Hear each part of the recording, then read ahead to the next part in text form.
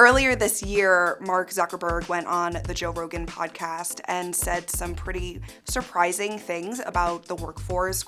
I think a lot of the corporate world is like pretty culturally neutered.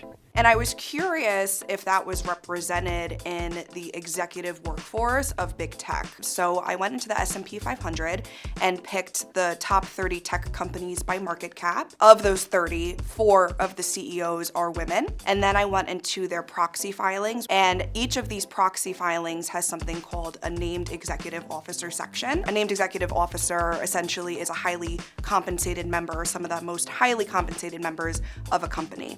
And so I counted all of these NEOs, as they call them, and then I went through again and counted how many of these NEOs are women. In 2014, of those 30 companies, there was 8% of those NEOs were women.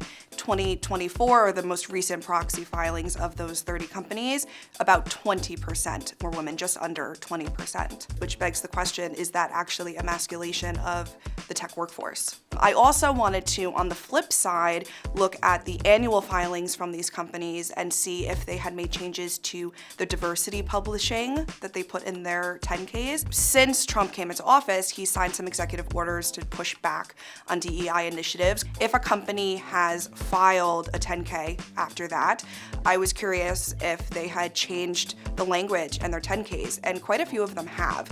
Some of them have just nixed the term diversity altogether, DEI altogether, that's out.